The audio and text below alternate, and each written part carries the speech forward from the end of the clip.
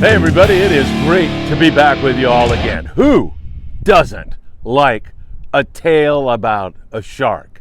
How about two sharks? How about two really big sharks doing something so unusual? This captain, who's been in the industry for over 4 decades, has never ever seen it before in his life. That's the story I've got for you here on this Friedman Adventures special shark tale. Because Pat Whitaker, now he's a captain that's familiar to many guys in Southern California. He ran sport boats for decades in Southern California.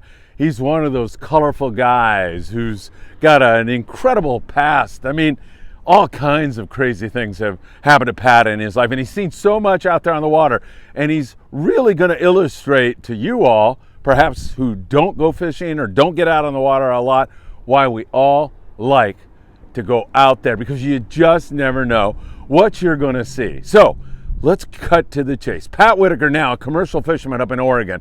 He's about 100 miles off Newport, Oregon. He's looking for longfin, albacore, cooler water tuna that are absolutely delicious to eat. And of course, he's trying to make a commercial catch so he can take it back, sell it, make some money, and then go out and do the same thing again. But on this particular day, Pat is glassing, using binoculars to look out when he sees an object in the water.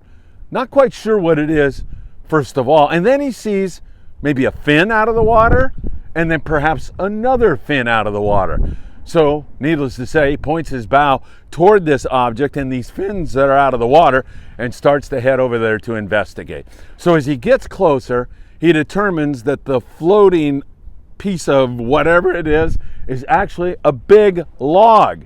And the two fins he sees poking up out of the water are two really big Mako sharks, like 300 to 400 pound Mako sharks.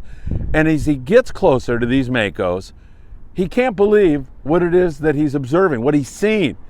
He said, "Phil, I swear to God, I swear to you, these two Mako sharks are under this log and they're scratching their backs, moving forward and backwards, scratching their backs on a log."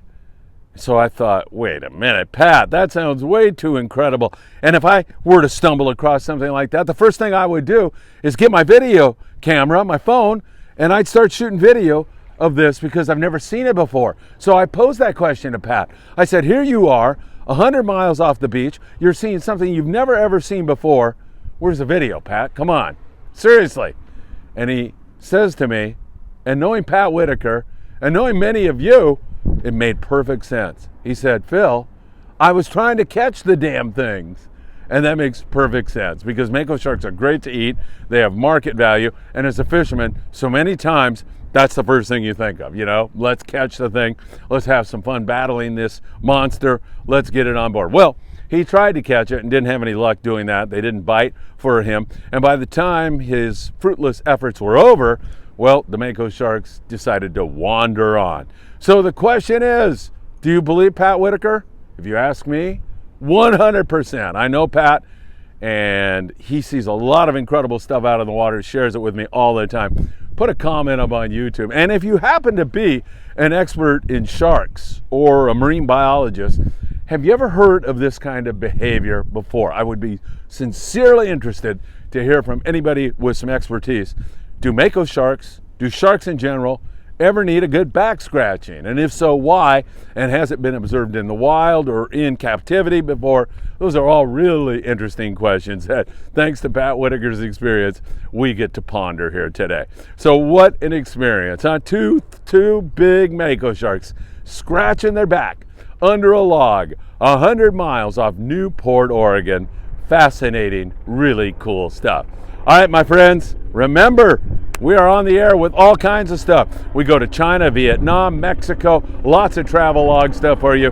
And as a helicopter flies over to announce our morning briefing, we're on the air on the morning briefing on a regular basis every single morning, bringing you the latest here in Southern California. And of course, as we move into 2023, we will be expanding our coverage to freshwater fishing in California and moving out to other states and other parts of this big, beautiful world of ours. Thanks, Pat, for a great tale. Thank you for joining us. Hope to see you again really, really soon, my friends.